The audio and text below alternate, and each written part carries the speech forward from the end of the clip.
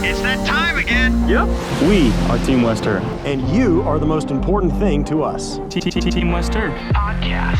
It's all about the team. Welcome to another edition of the Team Wester podcast. I'm Brad Gelber. I'm joined by my co-host Reid Ferguson and a very special guest today, Team Wester's Dawson Knox. Reid, Dawson, thanks for being here today. Thanks for having us. Absolutely. Good to be back. Yeah, so obviously there's, quite a bit that's happened since the last time we recorded Reid, and a lot that's happened since we've seen you last, Dawson. So we've had an entire season go by since we were last with you. But, I kind of wanted to get into, obviously there's the playoff game coming up. It's probably the center of most people's mind. But before we get into that, I just wanted to take a quick opportunity to take a look back on kind of the last few weeks since we were able to record. And, I know a lot of people are like, let's let the past be the past. But there was some interesting things that came out of that. So, how did the last, 3 weeks, month go for you guys, kind of gearing up for playoff contention here? Because I know, we talked about last time, it's a unique situation because you guys have already known that you won the division for 5 weeks or so now. So kind of how's it been just trying to stay in the right mindset and get yourselves mentally, physically prepared for this kind of playoff run? The first thing that comes to mind, I think, you just hit on it, but we, won the division on, I think it was December 1st, that San Francisco game. And it does,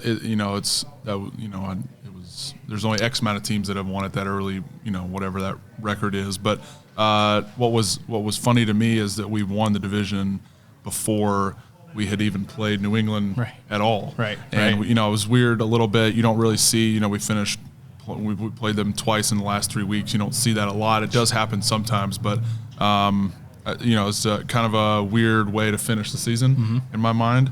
And no, it was good into the season. Yeah. What do you think? Yeah. One of our big focuses for the last few weeks has just been continuing to focus on us, our fundamentals, the way we play, because it's not like you can just take the weeks off. Even if you have clinched the 2 seed, it's important for us to stay hot going into the playoffs. So that thought process went into the game. Was it yesterday already? Yes. Wow.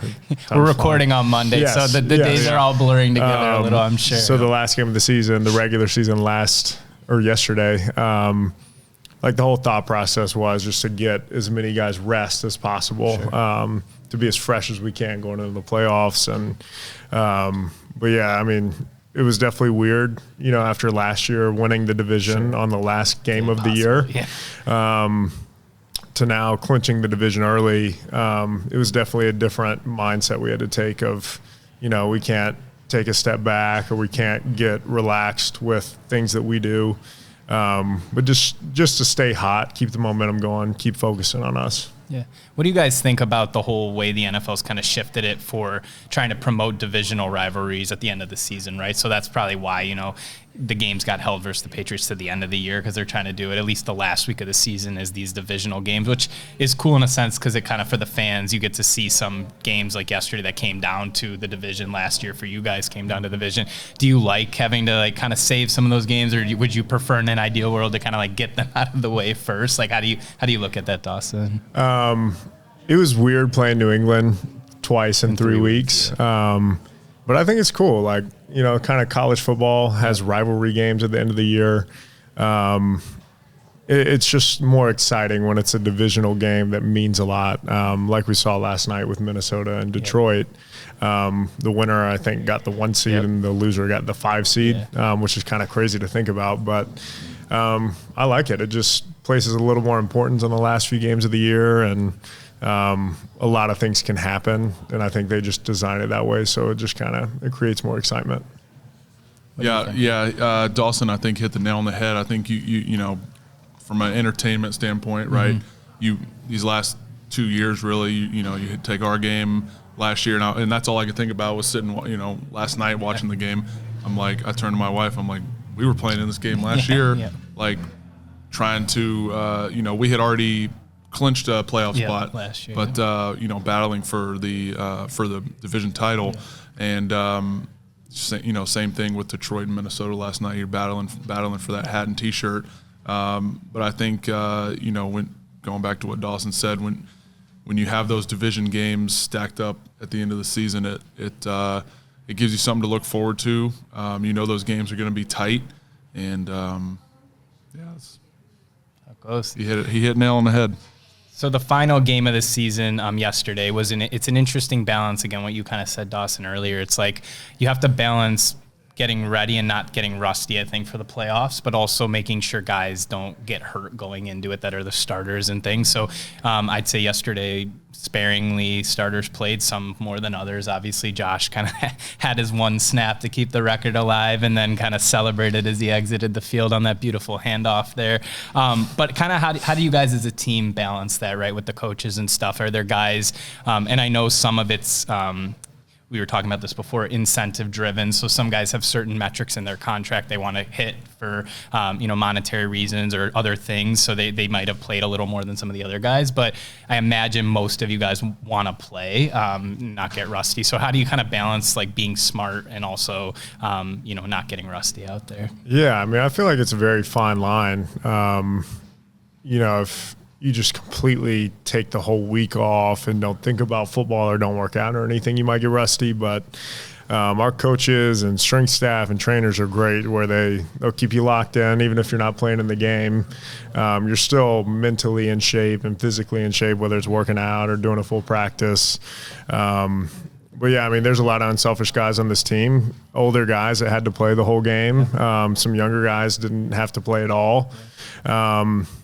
But I think we trust our coaching staff a lot to make the right decisions. And this time of the year, there's a lot of people that are banged up with injuries fighting through that. So I think usually the freshest team wins.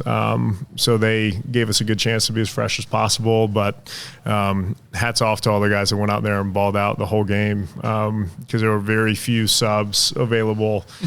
So guys were getting a lot of snaps, especially Reggie Gilliam and Q Morris. They were fighting their tails off. Sure I was going to ask you about Quentin Morris, especially because, you're only allowed to call up a certain amount of players from the practice squad, and the tight end position was not addressed. So he was kind of the main guy out there yesterday. So were you guys giving him some love for playing a bulk of the snaps? Oh man, he's awesome. He stays prepared. He does all the right things, and yesterday he barely came out of the game. Yeah. Same with Reggie. Yep. Reggie was playing the tight end spot a lot, which usually he just plays the fullback position.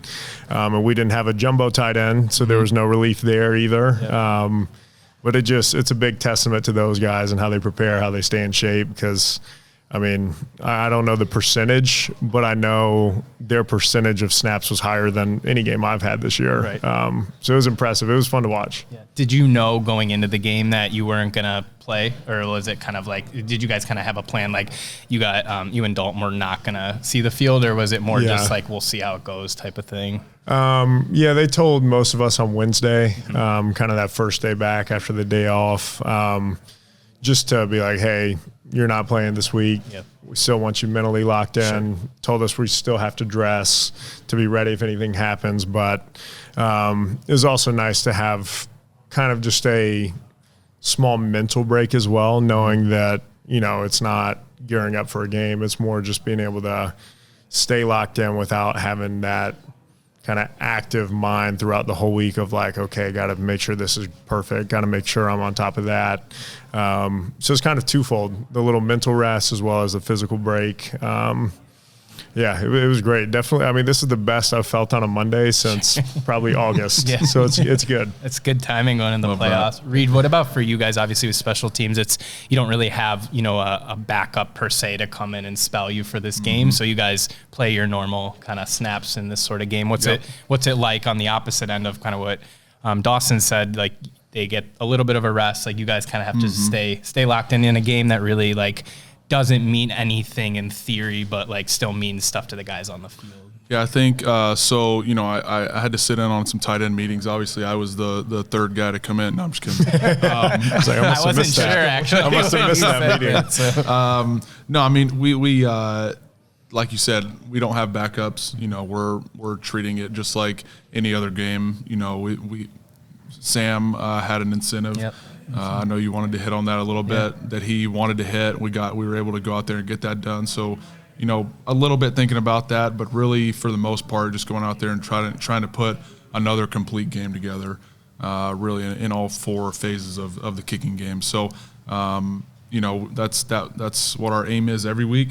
But I think, yesterday more so than usual, just really focusing in on our job, on what we're trying to do. And because, some guys are playing out of position. Some guys are, different positions. Some guys are elevated, just kind of like Dawson said, a lot of guys are playing more snaps than, on offense. So when they come to the special teams, you just got to, protect them and, make sure everybody's on the same page.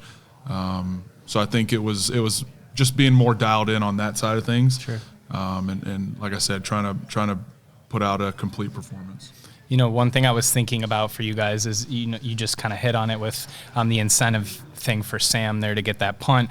I was reading something that was talking about how some teams kind of openly, encourage players to go out there and try to get incentives in their contracts. And it seems like overall your team was doing that, whether it was James Cook or Sam or some of these guys out there trying to hit those milestones where other teams are almost accidentally, cough, cough, Dallas, but some teams are accidentally avoiding them. So I was reading one thing I thought was interesting was just saying that means something to players watching that for your franchise. So prospective for future free agents that might want to come to Buffalo, little things like that matter when you're encouraging players to go out there and get those benefits. Is that something you guys clearly does that matters? When you see teams embracing players getting those incentives or milestones? The first thing that comes to mind is I don't know if you saw the Tampa game yesterday, but I think they were up by a couple touchdowns at the end of they could have easily just kneeled it out, but I think Mike Evans needed 7 yards or something to hit his incentive for $3 million. And the whole team went bananas. Right, It's you see that watching on TV, you're that looks like a great place to play, right? You hear about Buffalo putting their guys in good positions to go out there and earn these bonuses that they've been working so hard all season to get. That turns into a place that you want to aim to go possibly as a free agent or undrafted, whatever it may be. So that would be my initial reaction. I think it's good for the culture. It's good for the guys in the locker room to know that the team, the guys on the field want them to succeed, but also really everybody in the building. What do you think, Dawson? Yeah, exactly what Reid said. I think when you got guys trying to hit incentives and they intentionally get benched or they don't have an opportunity to do that, it can rub players the wrong way. But here, all the way from Brandon Bean all the way down to the coaches to the players, it's definitely encouraged. I was approached and they asked me if I wanted to play to try to go get an incentive, and I made the decision that it wasn't worth it for me personally. Sure. I kind of wanted that rest, but Vaughn getting a sack, Sam getting that punt inside the 20, and guys kind of know that there's guys that need those things. So when they happen, they get celebrated. It's just great for morale. I think it shows an extra level of care that the general manager and the coaches, everybody in the building wants to see the guys succeed. So it's really fun to hit those bonuses.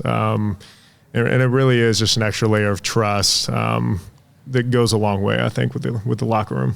I don't know if it was HBO or Hard Knocks, something like that. I remember one of the most infamous ones was Gronk going up to Brady on the sideline and telling him, bro, I need one more catch for $1 million.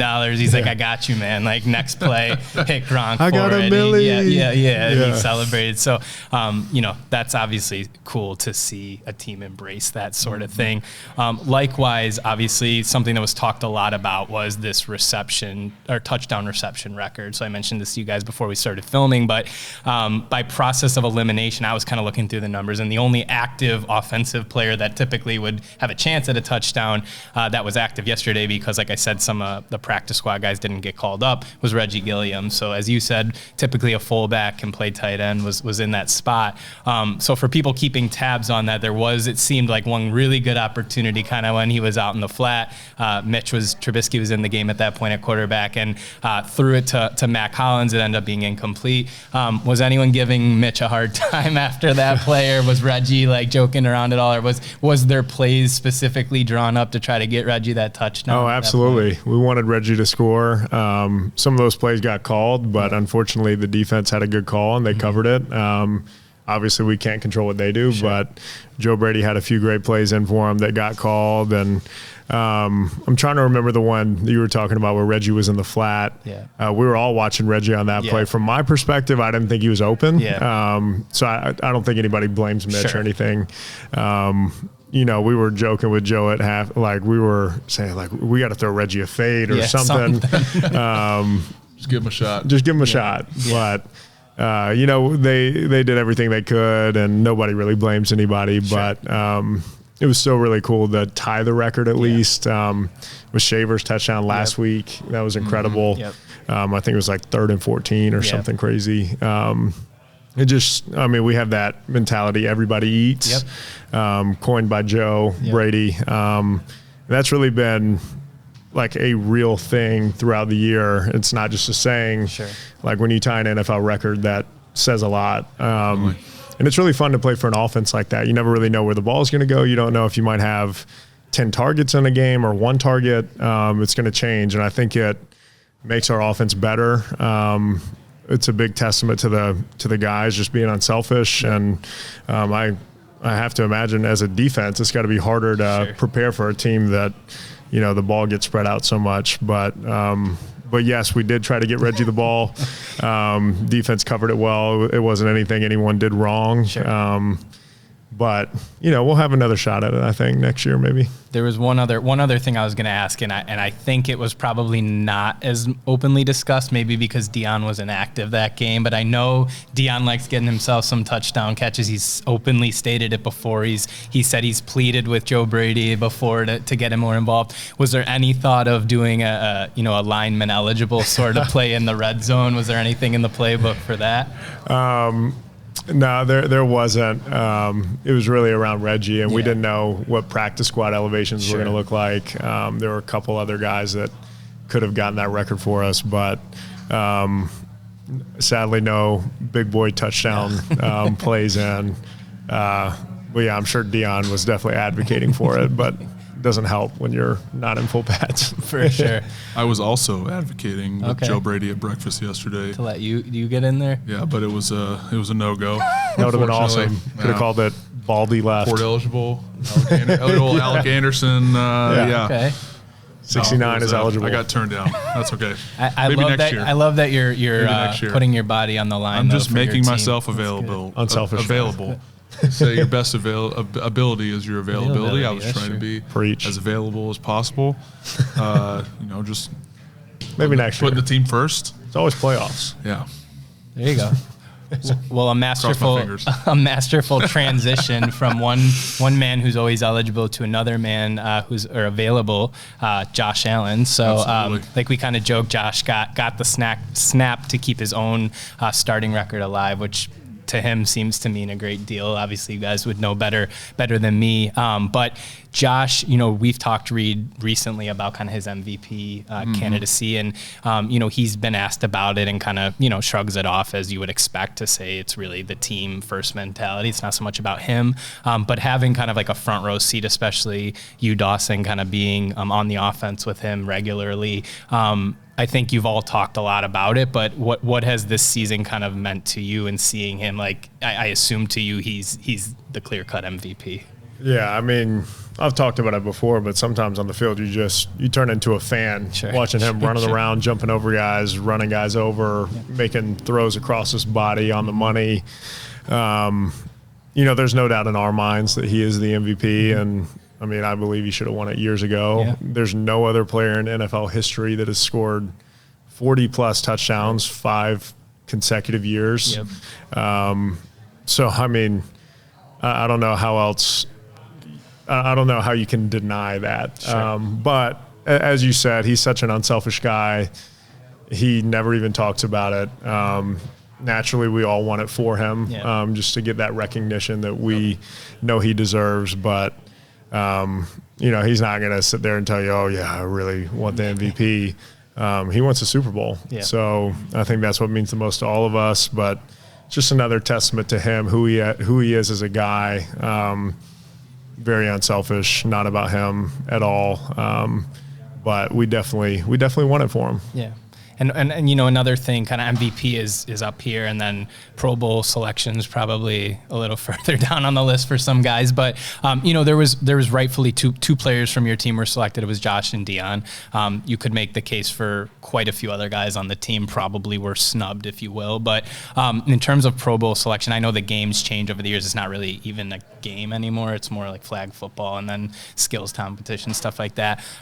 But are there guys, like, when you guys see that sort of thing, like I'm guessing you still want that for your teammates because you feel like at least just the recognition of being selected, whether you go or not, is like a good thing. And some guys I'm sure have some sort of incentives tied into that. But even if it isn't the end of the world, is it something you still kind of feel your teammates deserve at the end of the day? Yeah. I guess it's similar to the MVP, but at a lesser level. Sure. We definitely think that more guys deserve a Pro Bowl vote, but it's also one of those things where it's like we hope that no one goes to the Pro Bowl, exactly. Because we're playing for a Super Bowl. So I think more guys deserve that recognition, but at the end of the day, it's a popular vote. I think anybody can vote for it, so you can't control what other people think or what other people do, but we know we have several Pro Bowl caliber players on this team that didn't get recognized. But it is cool to see when guys do get that nod to be in the Pro Bowl. But again, we think more people deserved it. Yeah. Agree? Yeah, I couldn't agree more. I think you look at a team that finished 13-4 as the locked up the 2 seed in week 17. I know voting finished, maybe 2 weeks ago, but won the division in December 1st. I don't care how good or bad your division is. That's still a remarkable achievement, I think, any year. To only have 2 Pro Bowlers, take it as a chip on the shoulder a little bit for a lot of guys who think they deserve to be there. But I think on the flip side, it does have, for some guys, do have incentives for making Pro Bowls. But when you're talking about future negotiations for a lot of guys, Pro Bowls is a statistic that could be used to potentially get you more money. So I think when it comes down to it, Dawson talking about it's a popular vote. Yeah. For the most part, I probably have to agree, and I think that's why you don't see a lot of the Buffalo guys make it year in and year out. I think that's just kind of given the media market maybe, I don't know the full reason, but I think, where does a chip on the shoulder? And, but like you said, hopefully nobody's going there anyway. Yeah. Great points. One thing I did want to add too is, you guys said hopefully you're playing in the Super Bowl, so that's kind of a perfect transition into this next thing. To make it to the Super Bowl, it starts with this coming week. So you guys earned the right to host this game as the 2 seed here. So you found out yesterday you guys are going to be playing the Denver Broncos, which I think for the last couple of weeks I was probably assumed as the most likely opponent, but some things could have happened. Obviously Cincinnati looked pretty good heading down the stretch there and had a chance, but just due to the start to the season weren't able to do it, and Miami wasn't able to make it, so it's Denver. I wanted to ask you guys, going into that game, obviously I don't think you have per se like a preferred opponent because you're going to play who you're going to play, but when you're preparing for a game that yesterday didn't matter, like I said, on paper, are you guys kind of starting to game plan for potential? You knew it was going to be between kind of 3 teams at that point, so were you starting at all where the coaches kind of starting to look at all 3 teams, or do you really just wait till you know for sure what team it's going to be? Yeah, I think as a player, we don't really go that route yet because all of our attention last week was on New England. And, we talk a lot about controlling the things we can control. We couldn't control who got that seed, so we had to focus on us. But I'm not sure what the coaches do. I'm sure that if they have some extra time, they'll do a little film study on all the possible teams. And they work so hard. The hours they put in from dawn until dusk is insane. So they work their tails off, and they help us be the most prepared team in the NFL. So I think as a player, that's a popular question from other people of like, oh, who do you want to play? Sure. For us, I mean, we're just excited to put the ball down and excited more than anything to be at home in Orchard Park. We need the fans to be as loud as possible. Absolutely. That's an advantage that can't be talked about enough. I don't think they truly understand the advantage they give us, because when the offense goes on the road and it's loud and we have to go on the silent count and it's hard to get off the ball and get your block and have the right timing, it's definitely an advantage for the home team, and that's something our fans are so good at. So we're going to need them to show up in full force, Bills Mafia style. Yep. Absolutely. One thing I know they were, Josh mentioned kind of after, I think the last game, was just you guys going undefeated at home this season. I imagine it hadn't been done in quite a while. I remember it was saying since the 90s, those kind of great Bills teams at that point. But Josh just kind of giving credit to how the fans make such an impact. So like you said, Dawson, I would imagine that come the playoff time, that's why you fight so hard to get that home advantage, is because here, at least, it really does make a huge difference for you guys. Yeah, I think, adding to what Dawson said, I think when you get to this point, like we have the last handful of years, it really turns into, I don't know if you have a preferred opponent. Sure. I think you kind of just play who's on the schedule, but to be the best, you got to beat the best is kind of the way I look at it, the way I think we all kind of look at it. To get to the Super Bowl, you gotta win. You gotta just beat whoever's in front of you. It doesn't matter if you're playing home or away, whatever that is. We've made it to the championship a couple years ago, I think in 2020, and haven't been back since. Yep.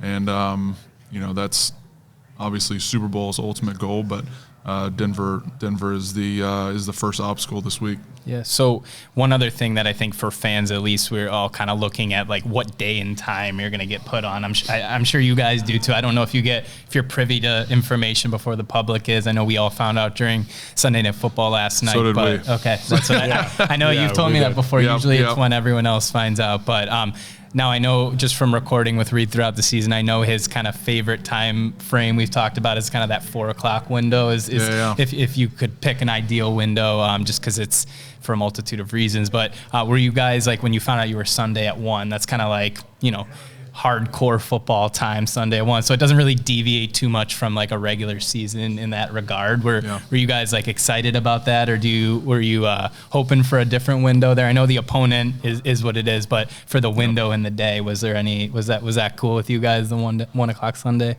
Yeah, I think in terms of schedule continuity, I think we've played these last couple weeks at 1 o'clock, and I think it just helps mentally to keep yourself on a good schedule. And I mean, Sunday at 1 is great timing in my opinion. Yeah, it's the playoffs, so the atmosphere is going to be incredible. I think in the regular season, that 4 o'clock slot's awesome. Yeah.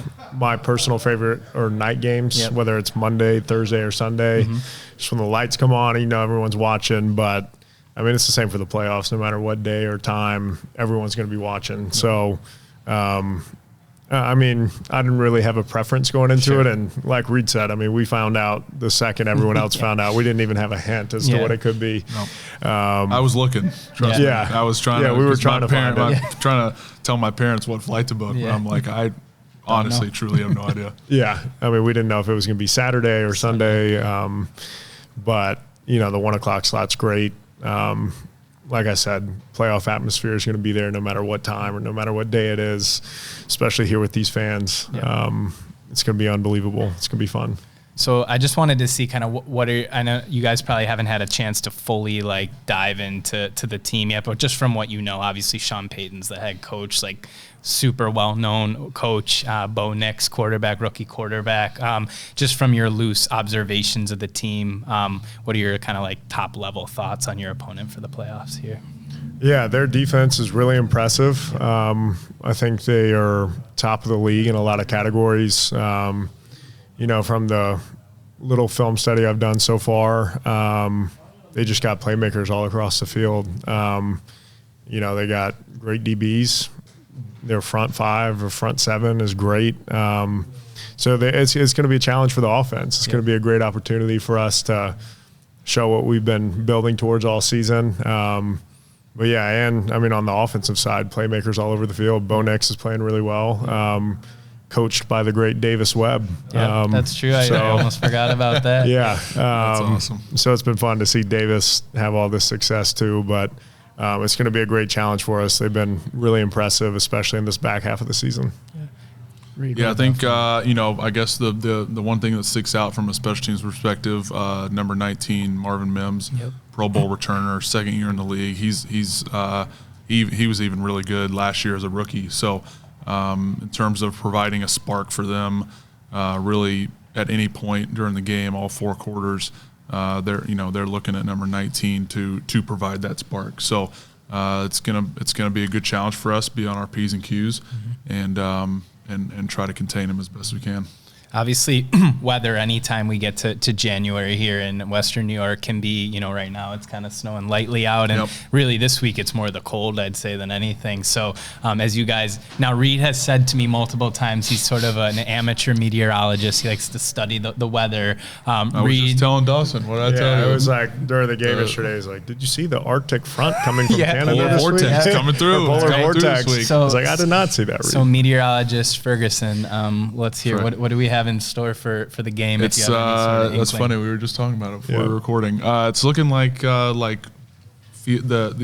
feels like temp is what I focus on. You can't the wind you can't, like contributes, you can't look at like the actual Yeah. temperature because that's not what you're Deceiving. that's not what you're feeling. Yep. It's going to be low 20s, about 5 to 15, slight breeze, not too bad. So should be good for kickoff. All right. Well, you heard it here. Fingers crossed. We got the Could we got change. the weather report. It'll probably live change right 3 here. times. It's hard to look. It's hard to look in Orchard Park, in Buffalo in general. It's hard to Sure. look 5-6 days out, but it hasn't changed. The forecast hadn't changed in a couple of days, so we'll see. All right, and I know I think Dawson, we had you on last year right after the Miami game because I remember you telling us all about the amount of IVs that the players needed. This was in Miami, that game, when it was just crazy hot and you guys were in the sun. I know you've both played in a number of cold games too. I'll just ask you again. I know we get to this time of year. Would you prefer to play in a very cold game like this, or would you rather be in too warm of weather at this time of year?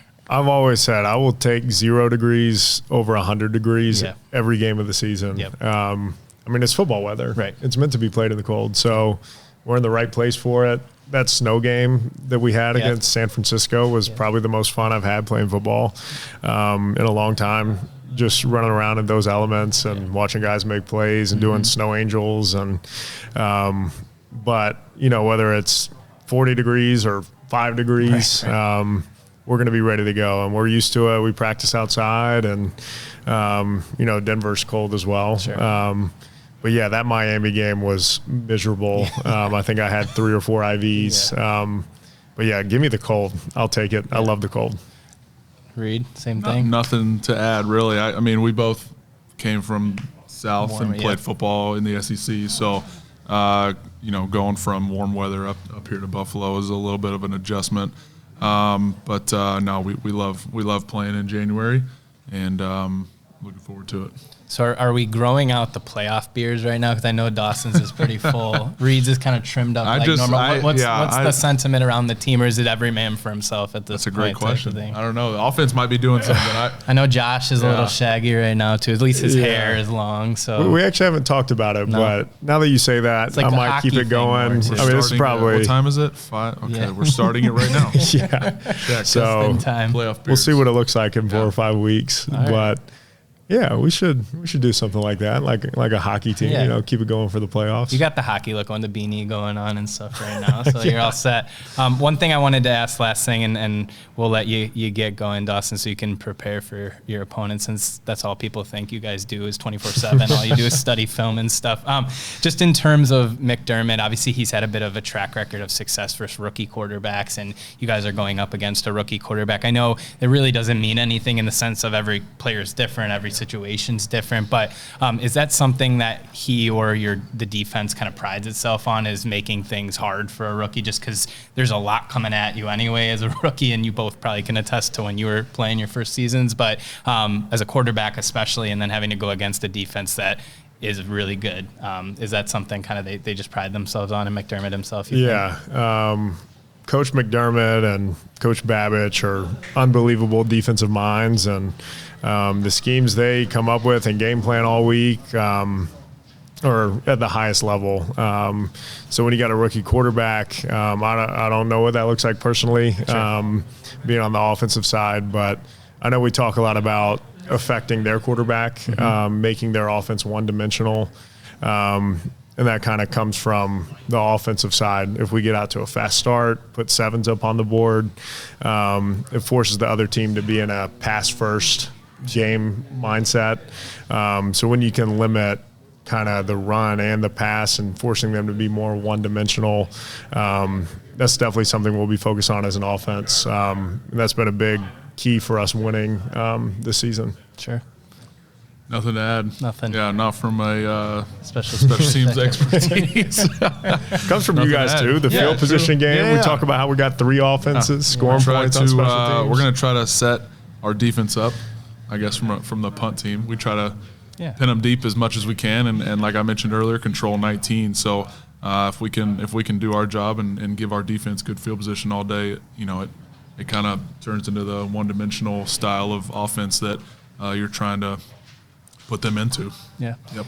All right, last thing, I promised Dawson I wouldn't forget this. So obviously we have a great relationship with you, Dawson, as part of Team West Herr here. And, the Knox Socks campaign people can see over there kind of in the corner is a promotion we do with you every season where you've been doing it for a while now, where you get these kind of cool custom socks. People can go there, and a portion of that goes to the Punt Foundation, which is obviously super important to you. Just tell us a little bit about that. I know we've talked about it before, but obviously I know it's super important to you, and it's a super fun campaign to be a part of. So. Yeah. Big shout out to West Herr being so great with Punt and with Knox Socks.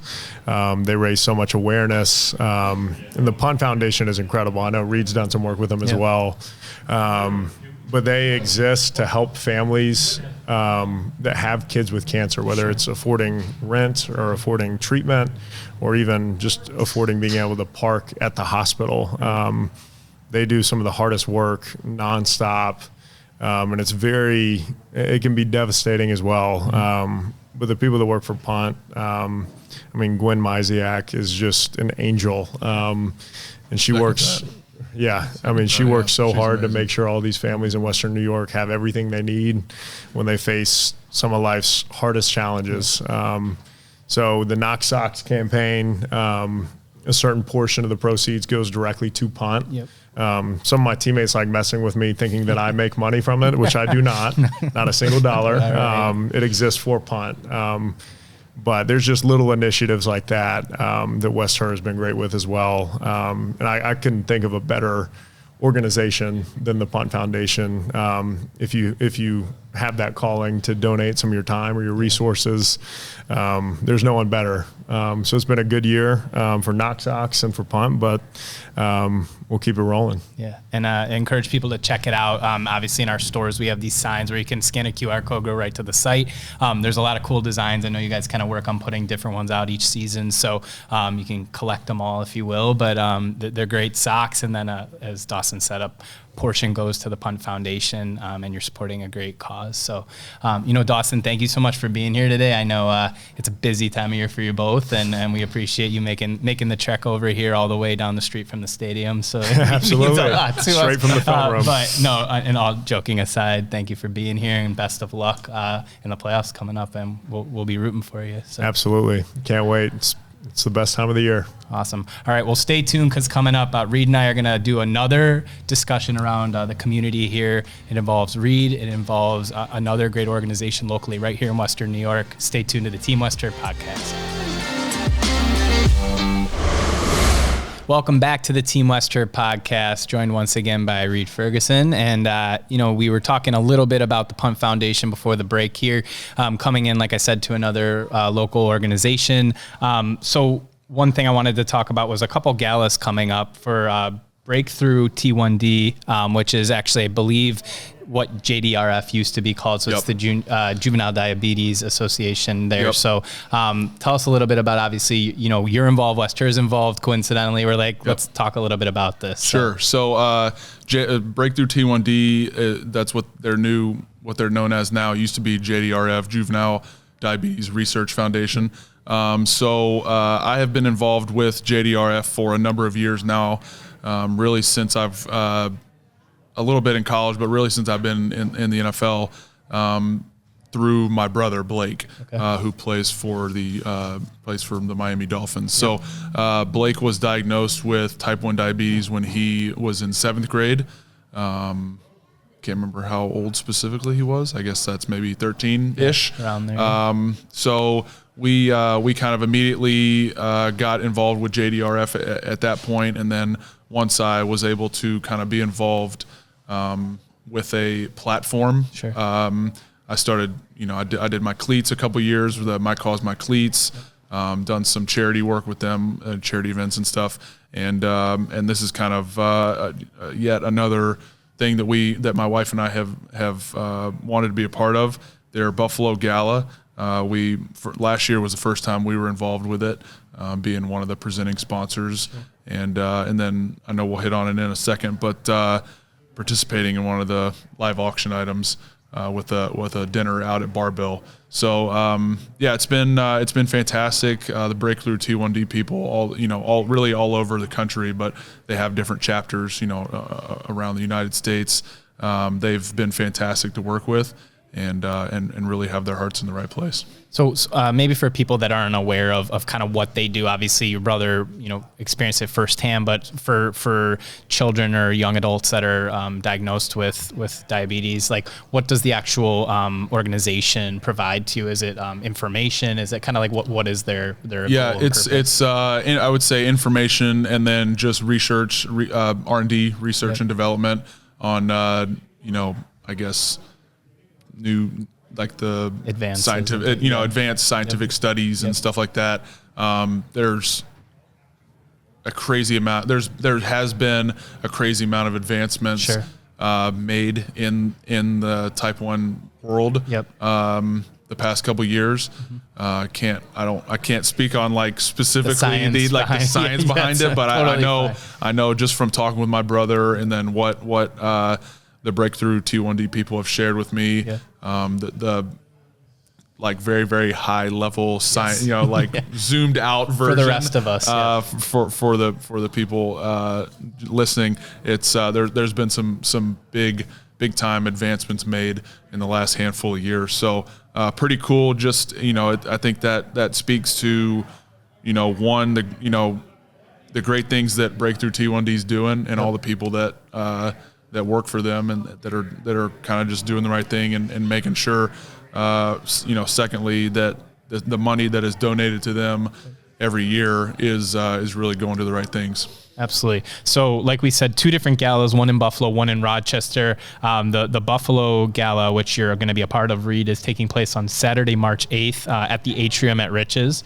And you and your wife are actually going to be guest experience sponsors. So fancy title. Tell us a little bit about what that means for people. So we were just, it's after the season. We're not able to be up here at that time. Sure. But we still wanted to be a part of the gala, part of the experience. So we being able to be the guest experience sponsors was the best way for us to donate our money and time, and still be a part of the gala for that night. Sure. And so like I mentioned it earlier, as well as the one of the live auction items that's going to be available that night is a wing night. That we actually did at last year's gala as well. For whoever wins is for you and up to 6 guests for a night dinner out at Barbell. Nice. And we went to the north one. I think it's up in Clarence. And I've been there a handful of times. It was incredible. Obviously, been to the East Aurora one a ton. But we had a blast. Got to meet a great family and some really nice people. So, and we got to share some great wings. So, what flavor are we doing? Honey butter barbecue? Honey butter barbecue. Okay. Maybe throw some Cajun in there. I'm not a super spicy, a fan of super spicy. I don't really like to sweat when I eat.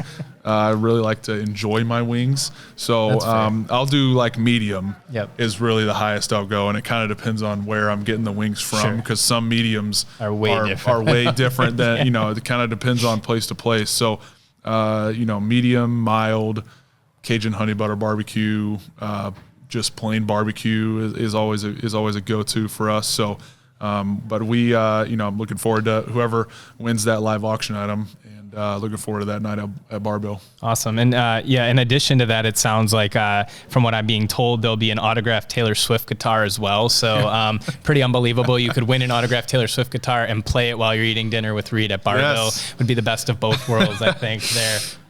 There's partnerships available. Tickets are available for $180. Seems like it's a well worth it cause, obviously. Yeah, definitely. And then mirroring that, there's actually going to be a gala in Rochester. So right up the road for the folks in Rochester, West Herr is going to be the presenting sponsor of that event as well. That's going to be Saturday, March 29th at the Locust Hill Country Club. There's going to be live auction featured items as well, including a threesome at Oak Hill on the East Course during the 2025 season. Another autographed Taylor Swift guitar. So if you miss out on the one in Buffalo, head right up to Rochester, and you can just keep singing till you win. So there's another guitar available. Similarly to what Reid said, there'll be a wing night at Bar-Bill East, which is their Rochester location, I believe, for 8 people. So you get to add 2 extra people to the dinner. Fantastic. There. Maybe there'll be a surprise for some football players there if we can coerce some of Reid's teammates into doing something around training camp when you guys are up there.